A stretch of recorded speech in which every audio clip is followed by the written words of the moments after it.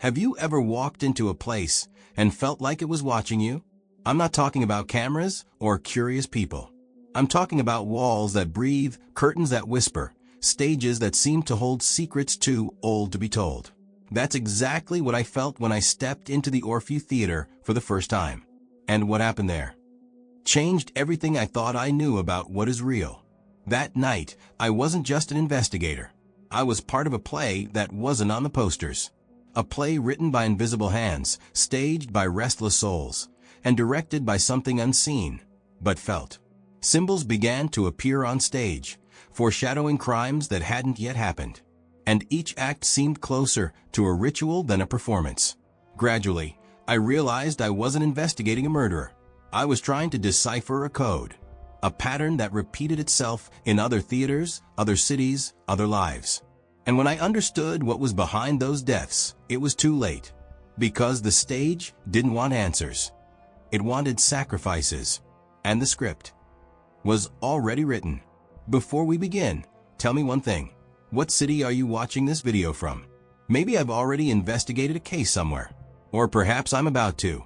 After all, the next act could begin anywhere. I was never a big fan of theater. I always preferred the backstage world of reality, where the drama has no script and the blood isn't staged. But that night at the Orfeu Theatre, something pulled me into a story that wasn't in the books or the court records. It was as if the stage had a life of its own, and each curtain hid a secret begging to be discovered. I didn't know it, but I was about to investigate a spectacle that wouldn't end with applause. It all started with an unexpected invitation, a black envelope with no return address left on my office door. Inside, 2 tickets to the premiere of The Whisper of the Curtains and a handwritten message. You'll understand when you see it. I thought it was a bad joke, but something about that handwriting bothered me. It was as if each letter had been drawn with intention. And I've learned never to ignore intentions. The Orfeu Theatre was imposing, yet it carried a silent melancholy. The corridors seemed to breathe, and the scent of old wood mixed with velvet dust created an almost ritualistic atmosphere. When the lights dimmed and the first act began, I realized something was wrong. Not with the actors, nor with the text, but with the stage. A strange symbol appeared projected in the background, like a visual whisper that no one seemed to notice. At that moment, my instinct screamed. It wasn't part of the scenery. It wasn't art. It was a warning. And when the symbol repeated itself in the second scene, with a slight variation, I understood that it wasn't a coincidence. It was a code, a pattern. And if I was right, someone there was about to die. But before I could act, the show went on. And the mystery began to unfold like a play written by invisible hands. The Orfeu Theatre wasn't just old. It seemed to carry the weight of all the stories that had been staged there. They say it was built on the ruins of a convent, and that the first performances were forbidden by the church. The building withstood wars, renovations, and even a devastating fire in 1923 that killed dozens of people during a performance. Since then, the place has gained a reputation for being cursed. But what struck me was the silence of the surrounding residents, as if they avoided even talking about it. In my investigation, I discovered that the fire was not accidental. A playwright named Émile Duval disappeared that night, leaving behind an incomplete manuscript and a play that was never staged. Curiously, the symbols I saw on stage had similar features to the drawings found in the margins of that manuscript. It was as if someone had resurrected a forgotten, or worse, cursed work. And the strangest thing, no one in the production seemed to know who wrote the current script. I spoke with local historians, and one of them showed me an old photograph of the theater, taken days before the fire. In the background of the image, almost imperceptible, was a symbol engraved on the wall, the same one that appeared at the premiere. This made me wonder, was the theater trying to tell a story that had never been heard? Or was someone using the stage as a means of communication? With each discovery, the mystery deepened, and I felt I was dealing with something far beyond a simple crime. What intrigued me was the repetition, the symbols, the patterns, the names involved. Everything seemed to revolve around a cycle that restarted with each generation. What if the Orfeu Theatre was more than just a physical place? What if it was a portal, a kind of stage between worlds, where the past insisted on manifesting itself in the present? I needed to understand who was behind the play, and why it was being staged now, after so much time. In the third scene of the play, something made me hold my breath. A symbol appeared in the background, discreetly projected between the lights and shadows. It was like an incomplete circle, cut by lines that resembled a broken compass. No one in the audience seemed to notice, or if they did, they pretended it was part of the show. But I knew it wasn't in the script. It was a sign, and signs don't appear by chance. During the intermission, I went to the lighting technician. I asked about the projection, and he swore he hadn't added anything beyond what was in the script. I showed him the drawing I'd made of the symbol, and he paled. He said he'd seen something similar before. In the theater's basement, engraved on a door that no one had opened for decades. That gave me chills. The symbol wasn't new. It was old, and it was resurfacing. I returned to my seat, my mind on edge. The play continued, and the symbol reappeared, this time with a slight alteration.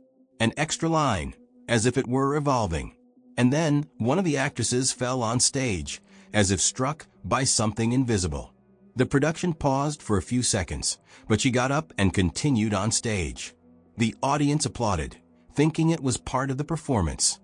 But I saw the fear in her eyes. That wasn't rehearsed. As we were leaving, I waited for her backstage. When I finally managed to speak to her, she told me she felt a pressure on her chest, as if something was pushing her. And before she fell, she saw the symbol floating in the air, right before her eyes. She couldn't explain it, but she swore it wasn't a hallucination. I believed her, because I saw it too. And if the symbols were manifesting physically, then the stage was no longer just a stage. It was a field of action. The play's director, Arthur Lemoyne, was one of those geniuses who teeter on the edge of the abyss. Charismatic, intense, and with a gaze that seemed to see beyond the surface of people. When I met him, he greeted me as if he already knew who I was and why I was there. He spoke in metaphors, as if reality were merely a superficial layer. And he had an almost religious obsession with symbols and theatrical rituals. Arthur was no stranger to controversy. He had already been removed from other productions for erratic behavior, creative outbursts, and dangerous decisions on stage. But he always came back, as if the theater were his only way of existing. I discovered that he studied occultism, ancient symbology, and ritualistic dramaturgy. His notebooks were full of drawings, disjointed phrases, and maps that seemed to represent more than just sets, perhaps portals. I spoke with some members of the team, and they all had something in common: fear. Not fear of the director himself, but of what he seemed to provoke around him.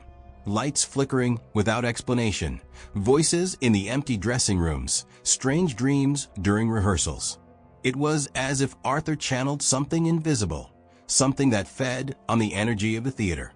And the most disturbing thing, he seemed to enjoy it, as if he were performing for an audience that no one could see. During a more intimate conversation, he told me, the stage is a mirror, and some mirrors don't reflect what's in front of them, but what's to come. That struck me, because if he was right, then the symbols that appeared weren't just messages, they were predictions. And if the director knew this, why did he continue with the play? What did he hope to achieve? I needed to understand if Arthur was the maestro, or just another instrument of what was to come. The morning after the premiere, I received an urgent call. One of the actors, Julian Moreau, had been found dead backstage, in a position that exactly mimicked the final scene of the play. His body lay stretched out under a red light, his arms outstretched, with a symbol drawn on the floor beside him. It was the same symbol that had appeared on stage, only now in blood. The police ruled it a suicide. I didn't. Julian was known for his discipline and emotional balance. No history of depression, no suicide note. I spoke with fellow cast members, and they all said he was excited about the premiere. But one actress confided in me that he had been restless in recent days, as if he were being watched. And what's more, He had scribbled the symbol in his rehearsal notebook without knowing what it meant. This made me wonder, what if he was a victim of himself? I went to the crime scene. The environment was untouched, as if no one wanted to touch the scene. The symbol on the floor was perfectly proportioned, as if it had been drawn with a ruler and compass. This wasn't impulsive. It was ritual. And the strangest thing, the blood didn't flow as it normally does. It seemed to have been carefully placed, like paint on a canvas. Julian's death wasn't an end, it was an act. And someone was staging it offstage. While analyzing the space, I noticed a mark on the wall, almost erased. It was the same additional stroke that appeared in the symbol of the second scene, as if each death were an evolution of the code. And if that was indeed the case, then the next symbol was already ready. And the next crime. 2. I needed to decipher the pattern before the show continued, because now the stage was killing, and the script, apparently, still had many acts to come. After Julian's death, the atmosphere backstage turned to smoke. Smiles vanished, glances became suspicious, and every step seemed to echo louder than it should. The actors avoided talking about what had happened, as if naming the fear would give it life. Some wanted to abandon the play, others wept silently in their dressing rooms. But Arthur, the director, seemed more inspired than ever. He gathered the team and said that tragedy was part of the artistic process, that theater, by its very nature, flirted with death, and that the stage was an altar where sacrifices took place. No one dared confront him. It was as if he had hypnotized everyone with his distorted vision of art. I observed everything, trying to understand if it was madness or manipulation. And the more he spoke, the more the symbols seemed to gain strength. One of the actresses, Clara, approached me in secret. She said she dreamed about the symbols every night, and that she woke up with strange marks on her arms. She showed me one of them, a curved line, identical to the one that appeared in the third scene. She was terrified, but she didn't want to leave the play. She felt that, somehow, she was trapped there, as if the theater had chosen who would stay and who wouldn't leave alive. Production continued, even with grief hanging in the air. Rehearsals resumed, costumes were adjusted, and the stage was prepared for the next performance. But there was something different in the eyes of each team member. An emptiness, a silent surrender to the inevitable. And I knew that if I didn't interrupt that cycle, the next act wouldn't just be another scene. It would be another body, and perhaps another soul lost in the veil between art and abyss. It was during a visit to Julian's dressing room that I found the first real fragment of what appeared to be a code. A notebook hidden under the drawer lining, with pages filled with symbols, numbers, and disconnected phrases. At first glance, it seemed like a daydream, but there was logic to it. Each symbol was accompanied by a date and a keyword. And the most disturbing thing, some of those dates were still to come. I took the notebook for analysis, but before that, I tried to decipher it on my own. I used basic cryptography techniques, cross-referencing the symbols with the times of the scenes and the names of the characters. Gradually, a pattern began to emerge. It was like a ritualistic calendar, where each presentation activated a sequence. And if I was right, the next symbol indicated a new target, someone already marked for death. I shared some of my findings with Clara, the actress who had the strange dreams. She recognized one of the symbols as the same one she saw in her nightmare. This confirmed my suspicion. The symbols were not merely visual, but mental. They infiltrated consciousness like symbolic viruses. And perhaps the stage was only the medium. The real theater was happening inside the minds of the victims. The notebook also contained a curious note. The play doesn't end when the curtain falls. It continues where the audience doesn't see. That made me think about the limits of investigation. What if the crimes weren't just physical? What if there was an invisible layer where symbols operated freely? I needed to go beyond traditional logic, because now the mystery wasn't just on stage, it was encoded in every mind that the theater touched. It was in Clara's dressing room that I noticed something that took my breath away. An antique mirror, framed with carvings of theatrical figures, reflected something that wasn't there. While she was putting on her makeup, I saw the symbol, that same one, with a curved line, floating behind her. I looked back. Nothing. But in the mirror, it remained, as if trapped between dimensions. That wasn't an illusion. It was a message. I asked Clara to leave for a few minutes. I was alone with the mirror, observing every detail. I touched the surface, and for a moment I felt a slight vibration, as if the glass were alive. I grabbed a flashlight and illuminated the back of the dressing room, trying to find some hidden projector. Nothing. The symbol only existed there, in that reflection. And the more I looked, the more it seemed to move, as if it were studying me. I decided to photograph the mirror. But in the image, the symbol didn't appear. It was as if it only existed for those present, like a secret revealed only to the right eyes. This made me think, what if mirrors were portals? Not to another world, but to another layer of reality? One where symbols live, waiting for the right moment to cross over. And perhaps the theater was full of these points of passage. I spoke with a former set designer who worked at the Orfeu Theatre in the 1970s. He told me that the mirror had been brought from a French theater that closed after a series of mysterious deaths, and that, since then, no one could stand in front of it for very long without feeling nauseous or hearing whispers. This made me understand that the symbols weren't just being projected, they were being invoked. And the mirror was just one of the channels through which they manifested themselves. I began to observe the actors more closely, not as characters, but as people, each carrying something that wasn't in the script. Clara, for example, had a history of family abandonment and used the stage as a refuge. Another actor, Miguel, suffered from chronic insomnia and said he only slept well after rehearsals, as if the theater calmed him down. But there was something they all had in common, a deep emotional connection with the play.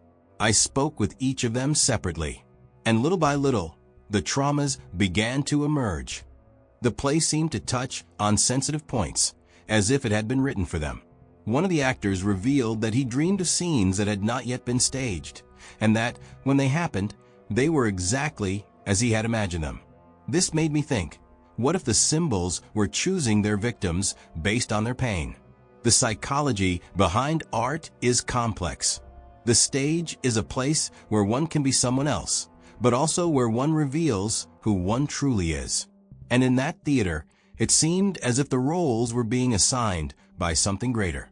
The symbols didn't just appear, they fit into the actors' personal stories. It was as if the script were alive, molding itself to each person's wounds. And the more I investigated, the more the cast seemed to disintegrate from within. What was most unsettling was realizing that the actors didn't want to leave. Even with fear, even with deaths, they continued, as if they were trapped by something invisible. An emotional bond, perhaps, or a promise made in silence. What if the theater was feeding on these stories? What if the symbols were catalysts for pain, using traumas as fuel? I needed to understand exactly what was being staged and by whom. As chaos unfolded at the Orfeu Theatre, I decided to broaden my perspective. I began researching similar cases in other theaters in other cities. And it didn't take long to find eerily familiar patterns. Crimes during plays, mysterious symbols, scripts without a defined author. It was as if an invisible force was staging the same tragedy in different places, with different actors, but always with the same outcome. In an abandoned theater in Lyon, I found records of a play that was never finished. The director disappeared, and 2 actors died on stage. Newspapers at the time called it an artistic curse. But what caught my attention was a photo of the stage, the same symbol engraved in the wood. This was no coincidence. It was recurrent. And if there was a mind behind it, it had been operating for decades, perhaps centuries. I gained access to old playwriting archives and found the name of an author that appeared in all cases. A. Duval, the same surname as the playwright who disappeared in the Orfeu fire. But there were no official records, no biography, no photos. It was as if he existed only in the plays, a literary ghost. And each work attributed to him seemed to carry the same symbolic pattern, as if they were chapters of a larger story. The question that tormented me was, who is staging these plays now? And why? If Duval disappeared in 1923, who is continuing his dark legacy? And furthermore, why choose theaters as the stage for these crimes? Perhaps the theater wasn't just a setting. Perhaps it was a ritual. And if I wanted to stop the next act, I would have to understand the entire script. Before the curtain fell.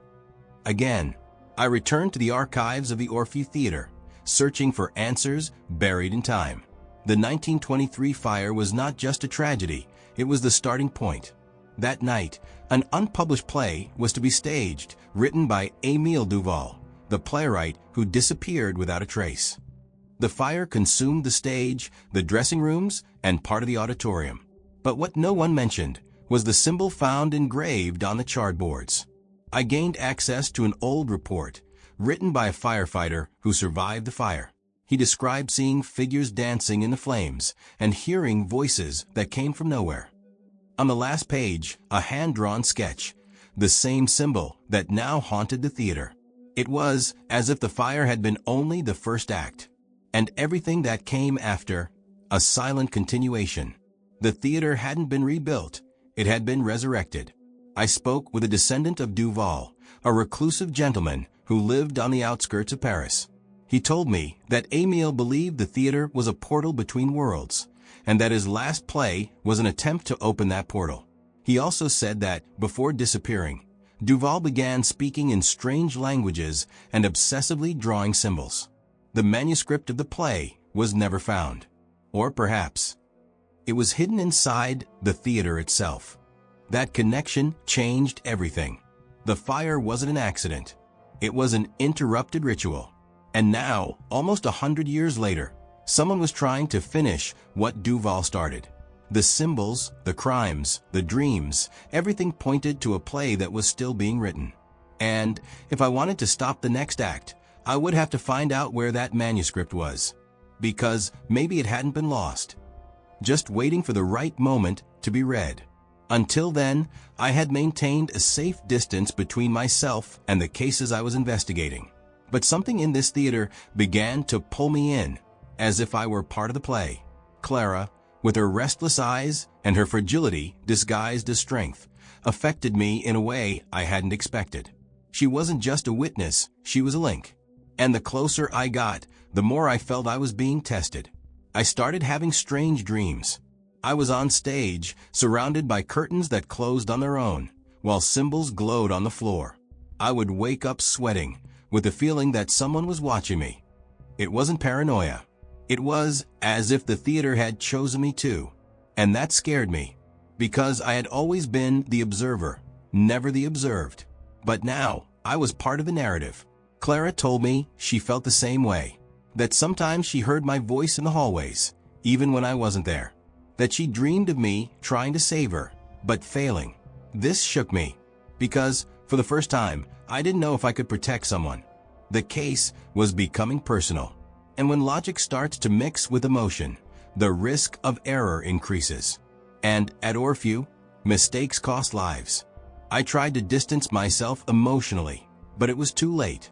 Every symbol seemed to taunt me, as if it knew my fears. And Clara, she was becoming increasingly central to the investigation, as if she were deeply connected to the mystery. I needed to keep a clear mind. But how do you do that when the stage starts invading your thoughts? When the abyss stares back and smiles? On the eve of the third performance, Arthur Lemoyne simply disappeared. No one saw him leave, no one heard anything. His dressing room was untouched, except for one thing, a new symbol, drawn in black paint on the wall, larger and more complex than the previous ones. The team panicked. Without the director, the play could not continue, or at least, that's what everyone thought. I went to the dressing room before the police arrived. The air was heavy, as if something had happened there that couldn't be explained. The symbol seemed to pulsate, even though it was static. And there was a phrase written below it in Old French, Le rideau n'est tombe jamais. The curtain never falls. That gave me chills. It was as if Arthur had left a message, or a warning. I searched the dressing room for clues. I found a tape recorder hidden among the costumes. Listening to it, I heard Arthur reciting excerpts from the play in a ritualistic tone, as if he were invoking something. At the end of the recording, a strange sound, like a collective whisper, coming from afar. And then silence. It was as if he had crossed an invisible border. What if he hadn't run away, but had been taken? The police treated it as a voluntary disappearance. But I knew that wasn't it. Arthur was becoming increasingly involved with the symbols, with the lost manuscript, with the idea that the theater was a portal. And now, with him off stage, the play seemed to take on a life of its own. The actors wanted to continue, and I needed to find out what that new symbol meant. Because perhaps the next act didn't need a director. It was during a nighttime inspection of the stage that I found what appeared to be a secret entrance. A trapdoor hidden beneath the central carpet, where the actors used to perform their most intense monologues. With the help of a flashlight and a bit of courage, I descended a narrow staircase that led to a forgotten room. There, among musty boxes and old costumes, I found a trunk. Inside it, wrapped in dark fabric, was the manuscript. The pages were yellowed, but intact. The title, The Last Curtain. The author? Émile Duval. It was as if time had preserved that text for me. As I leafed through it, I realized it wasn't an ordinary play. It was a ritual disguised as drama. Each act corresponded to a symbol, each character to an archetype. And the most disturbing thing, the last act was still blank. I took the manuscript for analysis, but before that, I read each page carefully.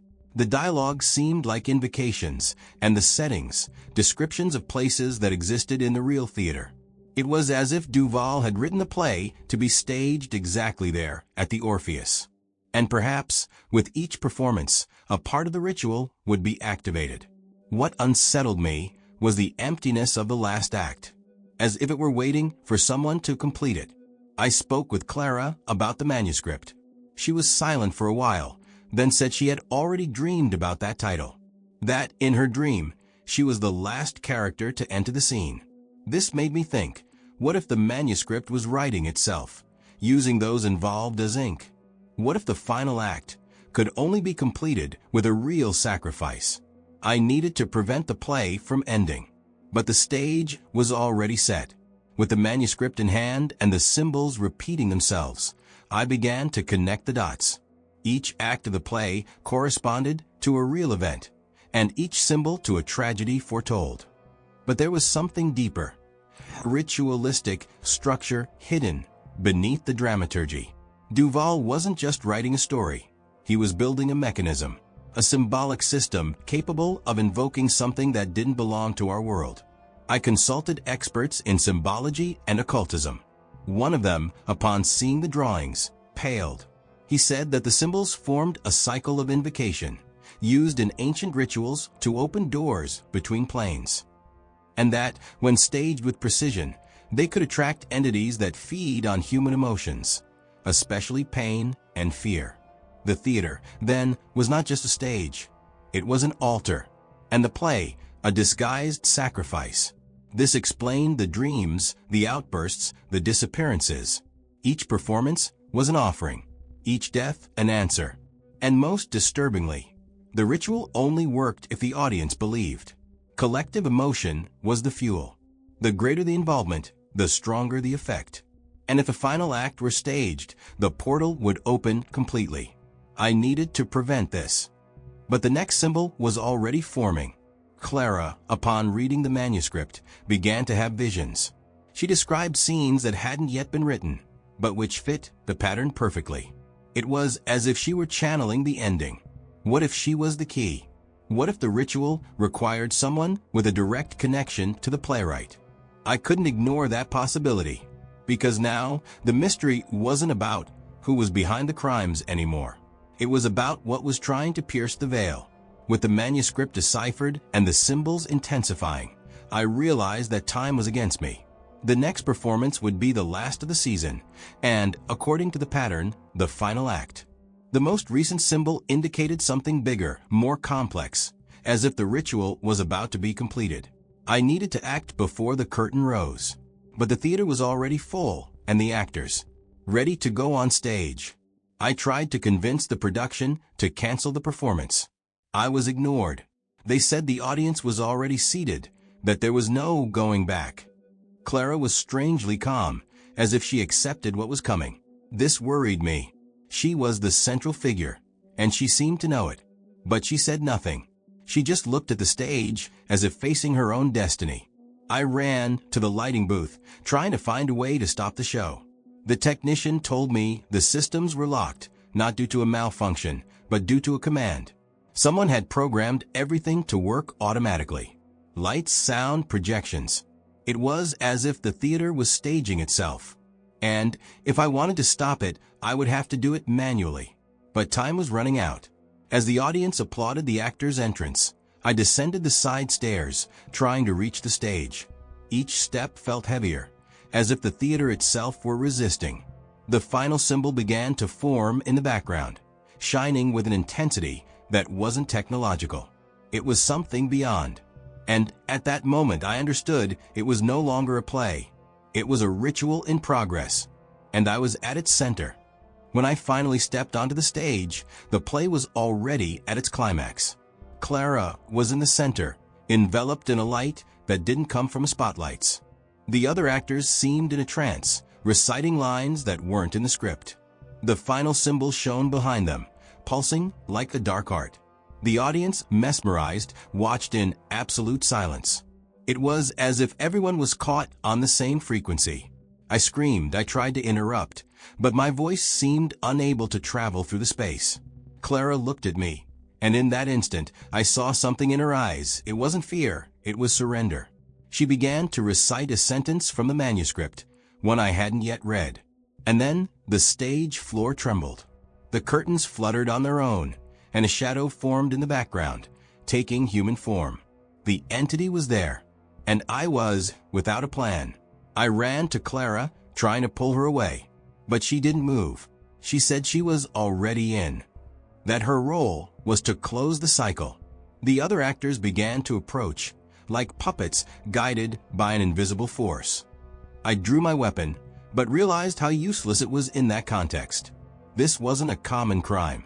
It was a manifestation, and I was an intruder in a ritual I didn't fully understand.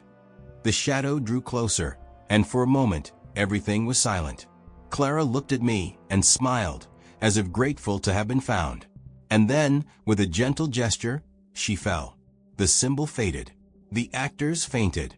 The audience, as if awakening from a trance, began to applaud. But I couldn't move.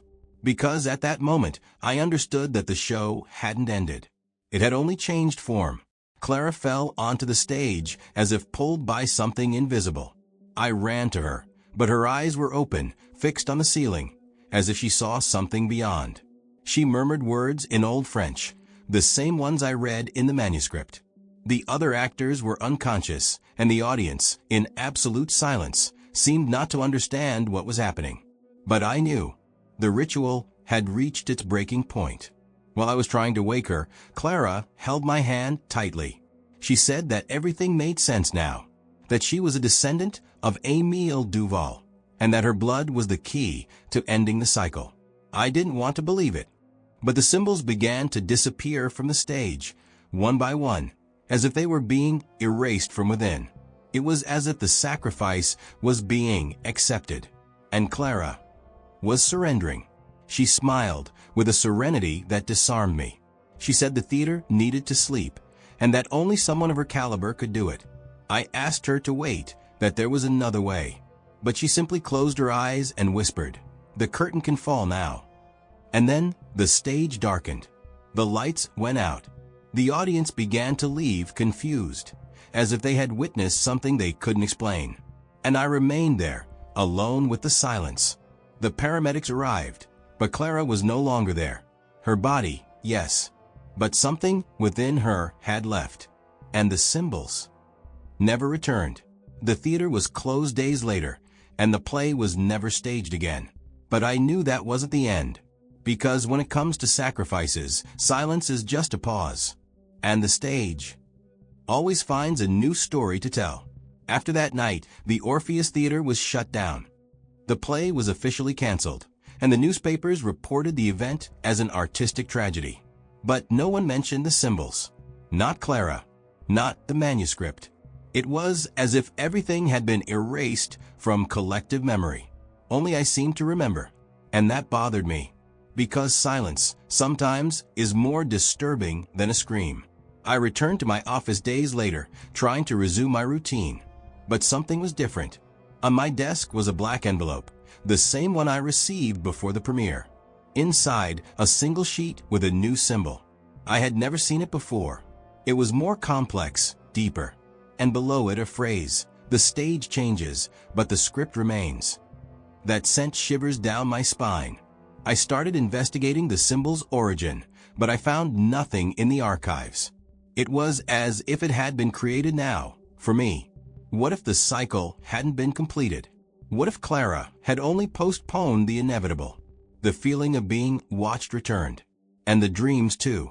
But now I wasn't on stage. I was in the audience, watching something I still don't fully understand. The phone rang. A new investigation. A theater in another city. A symbol on the set. And a play without an author. I took a deep breath. Maybe Orpheus fell asleep. But the script is still being written. And if there's one thing I've learned, it's that some curtains never fall. They just close for a while. Long enough for the next act to begin. Since that investigation, I've never entered a theater again without taking a second look at the stage. I learned that not every show ends when the lights go out. Some continue, silently, in the corridors of the mind. The case of the Orfeu Theatre showed me that the mystery lies not only in the crimes, but in the stories that choose to be told. And sometimes, the stage isn't made for art, it's made for the abyss. What scares me most isn't the symbols, nor the rituals. It's the way they infiltrate human emotions. How they use our pain, our fears, our desires to manifest themselves. Clara taught me this without saying a word. And even today, when I close my eyes, I still see her smile. A smile that said, "You understand now, don't you?" The investigation transformed me. I began to question what is real, what is staged, and what is merely a reflection. Because if theater is a mirror, as Arthur said, then perhaps we are all characters in something bigger. Something we don't control. And if the symbols return, and they always do, I hope to be ready. Because the stage changes, but the script remains the same. And you? Have you ever been to a theater where the silence seemed deeper than usual? Tell me in the comments which city you're watching this video from. Maybe I've already investigated something out there. Or perhaps I'm about to.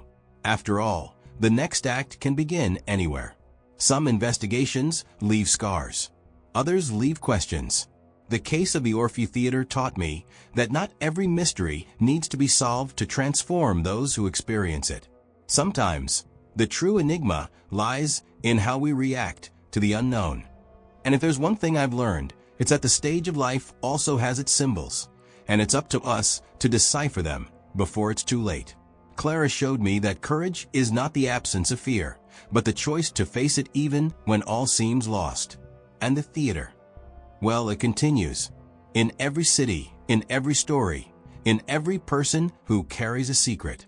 Perhaps you too are acting something out without realizing it. Perhaps the next act is already written, and you are the protagonist. So, if you felt something different watching this investigation, don't ignore it. Reflect. Observe the patterns around you. And above all, question what seems obvious. Because the mystery isn't just in the crimes. It's in the choices. And every choice is a symbol waiting to be interpreted. If this story has captivated you so far, subscribe to the channel and turn on notifications. That way you can follow the upcoming investigations and, who knows, maybe help me solve the next case. The stage is set, and the next act can begin with you.